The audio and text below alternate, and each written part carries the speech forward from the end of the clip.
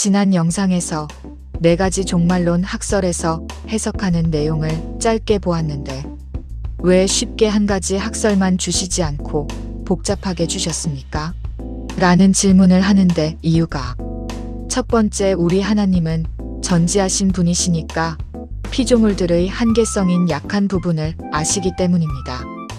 피조물에게는 예수님의 초림에 관한 메시지를 쉽게 하나로 주거나 예수님의 재림에 관한 것도 하나로 간단하게 알려주면 관심도 가지지 않고 하나님 자체를 우습게 여길 수도 있습니다. 우리 피조물들은 고생하면서 갈등하면서 배워야지만 제대로 배우고 깨닫게 되는 것 같습니다. 그러니까 예수님이 창세전에 십자가 사건을 계획하시고 사탄을 만드시고 아담을 타락하게 하시고 가죽 치마를 입히시고 그때부터 복잡하게 4000년 동안 이해 안 되는 일을 하시고 예수님이 초림하셨던 식으로 재림도 가능하면 복잡하게 만들어서 비본질을 가지고 다툴 때 본질을 찾게 되는 이런 과정을 통해 진짜 가치를 알 수 있도록 계획하신 것으로 정리해 봅니다. 두 번째는 우리가 섬기는 기독교 하나님 자체의 본성적인 존재적인 부분에서도 알 수가 있습니다. 다른 종교는 자기네가 섬기는 하나님이 단순 하나님입니다. 그냥 유일신입니다. 그런데 우리는 유일신인데도 삼위로 존재하십니다. 피조물들이 이해하기 힘든 존재 자체가 세 분이 각각 계시는 것도 아니고 따로 계시면서도 한 분의 하나님으로 묘한 삼위 하나님의 관계가 존재적으로 계시면서 기능적으로 다릅니다. 이렇게 기능적으로 다르시면서 삼위가 조화, 하모니를 기가 막히게 잘 이루십니다.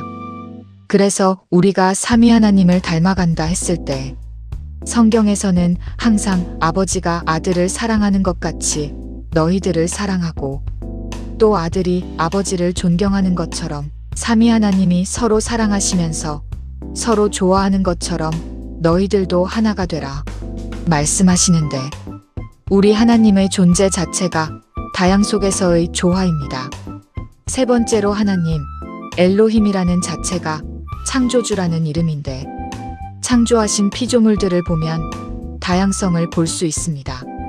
사람 하나만 만들어 놓은 것이 아니고 사람도 여러 종류들로 얼굴도 다 다르게 만들고 머리카락도 다른 색깔로 눈 모양, 코 모양, 다양한 종자들로 만들었습니다.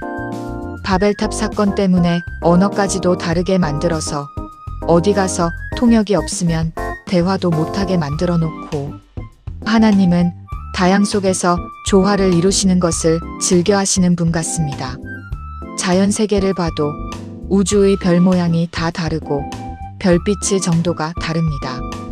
달의 영광이 있고 별의 영광이 있고 해의 영광이 있고 이렇게 말씀하시는 식으로 빛의 크기도 다 다릅니다.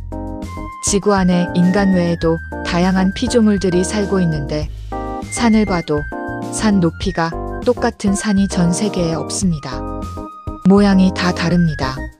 나무들도 종류가 엄청나게 많고 꽃 종류도 수만 가지이고 곤충들, 심지어는 바다에 있는 물고기도 수백만 가지 종류이고 이렇게 다양하게 만들어 놓아서 자기네 스타일의 언어로 하나님께 찬양드리는 모습을 계시록 5장에서 보여주시는데 하나님 자녀들을 보면 교육 수준도 다르고 문화, 성품, 언어도 다른데다가 교단적 배경도 다르고 신학교의 배경도 다르고 그래서 종말론도 자기네 입에 맞게 다르게 표현하고 소화할 수 있게 만들어 놓은 겁니다.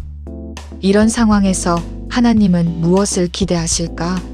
를 생각해보면 서로 다른 종말론의 장단점을 보고 요한계시록 해석 전체를 융합하는 연습을 해야 한다는 것입니다. 그런데 우리 인간은 그것을 잘 못합니다. 나와 다른 것을 적대시하지 말고 미워하지 말고 다투지 말고 그렇다고 해서 다른 것을 방관하거나 무시하지 말고 그 속에도 하나님의 음성이 있음을 보고 하나님의 뜻을 찾고 발견하는 그런 지혜자들이 되었으면 하는 겁니다. 왜냐면 이분들 각자를 보면 다 하나님이 사랑하는 분들이고 나름대로 하나님을 사랑하는 사람들입니다. 예외는 다원주의 사람들은 빼놓고입니다.